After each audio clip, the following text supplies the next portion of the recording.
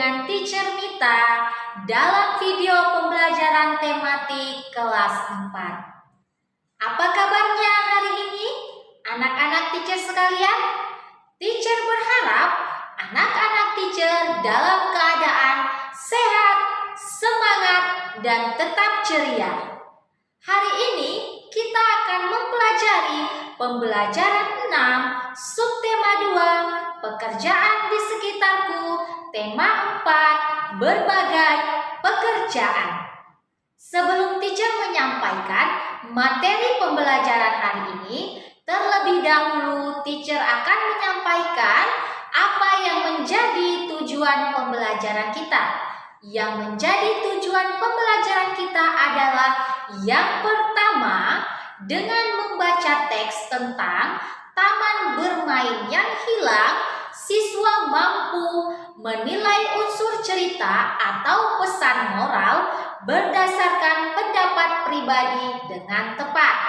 Yang kedua, setelah membaca teks tentang taman bermain yang hilang, siswa mampu menyajikan pendapat pribadi tentang unsur cerita, yaitu pesan moral dengan percaya diri.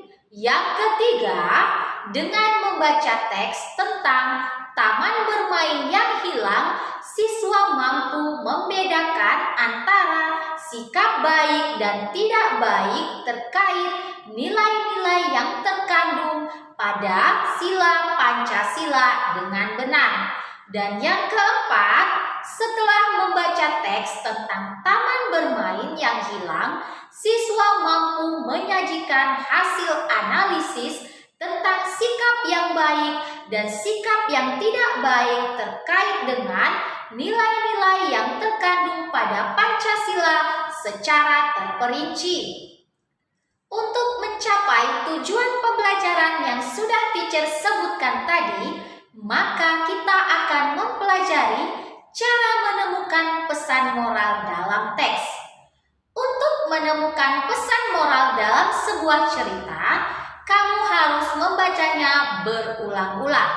Dengan membaca berulang-ulang, kamu menjadi tahu jalan cerita, karakter tokoh-tokoh yang terdapat dalam cerita. Pesan moral dalam sebuah cerita biasanya mempunyai ciri-ciri sebagai berikut. 1. Pesan moral selalu baik, di mana penulis selalu menawarkan hal yang baik untuk dicontoh oleh pembaca. Yang kedua, dapat dilihat di akhir cerita. Pesan moral dapat ditemukan dari kata-kata yang digunakan di akhir cerita. Dan yang ketiga, dapat dilihat dari sifat tokoh utama. Bagian ini biasanya menunjukkan perbuatan-perbuatan yang patut untuk diteladani atau perlu untuk diperhatikan. Untuk menemukan sebuah pesan moral tersebut, perhatikanlah dan simaklah teks bacaan yang akan teacher bacakan berikut ini yang berjudul Taman Bermain yang Hilang. Taman bermain yang hilang. Malam hari merupakan malam yang ditunggu oleh Upi, kepiting kecil. Ia menikmati saat-saat bermain perlahan di gundukan pasir bersama ayahnya. Mereka menanti datangnya air pasang yang akan membawa mereka ke dunia yang berbeda. Ya, Kupi selalu menanti saat-saat mereka terhempas oleh air pasang, lalu tiba di hutan bakau. Nanti di sana, ia pasti akan bertemu dengan teman-teman kecilnya yang lain. Upi si udang kecil, Kuro si kura-kura, dan teman-teman yang lebih besar seperti bangau cilik dan Momo si monyet. Di antara akar bakau, mereka bisa bermain kejar-kejaran, petak umpet, atau tidur di sela akar yang melintang. Seru sekali saat-saat itu. Ada kalanya mereka berpisah terbawa oleh pasang surut kembali ke laut bebas. Namun, suatu hari mereka bertemu lagi dan bermain bersama lagi. Suasana di hutan bakau tentu berbeda dengan suasana di laut lepas.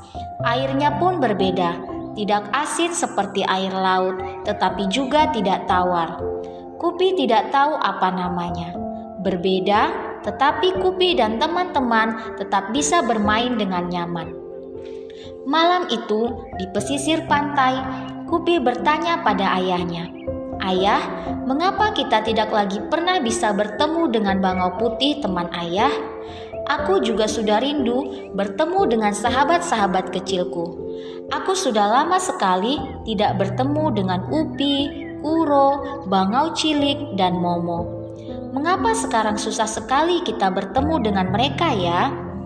Sambil berjalan pelan di gundukan pasir, ayah menjelaskan perlahan, "Kupi, sayang sekali hutan bakau tempatmu bermain sudah rusak. Ayah dengar dari paman nelayan, manusia di pesisir pantai sana ingin membuat bangunan-bangunan yang tinggi menjulang. Mereka butuh lahan yang luas. Mereka menebang habis hutan bakau. Mereka membangun gedung tinggi menjulang ke langit di atas taman bermain itu." Ayah menjelaskan perlahan, "Sesungguhnya ia tidak ingin Kupi sedih. Tetapi bagaimana lagi? Ayah tidak ingin Kupi terus menanti tanpa kepastian." Kupi tertunduk sedih. Pupus sudah harapannya bertemu lagi dengan sahabat-sahabat kecilnya. "Mengapa manusia begitu jahat, Ayah?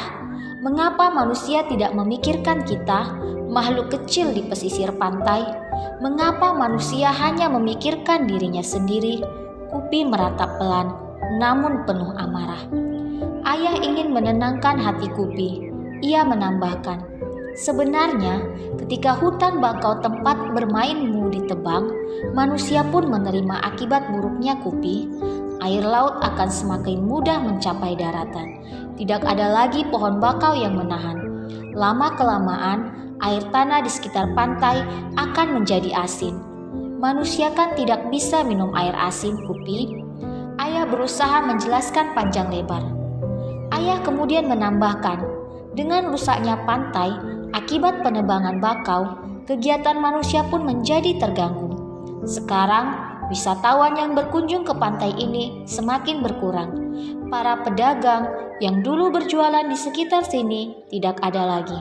Pemandu wisata yang biasanya menjelaskan tentang keindahan pantai dan hijaunya bakau pun sudah jarang terlihat. Nelayan yang biasa menjual hasil tangkapan mereka pun tinggal sedikit." Kupi tidak terhibur oleh penjelasan ayah. Pikirnya, biarkan saja manusia menerima akibat dari perbuatannya sendiri. Manusia memang sering tidak bijak. Kupi hanya ingin berdoa, semoga suatu saat nanti hutan bakau akan kembali.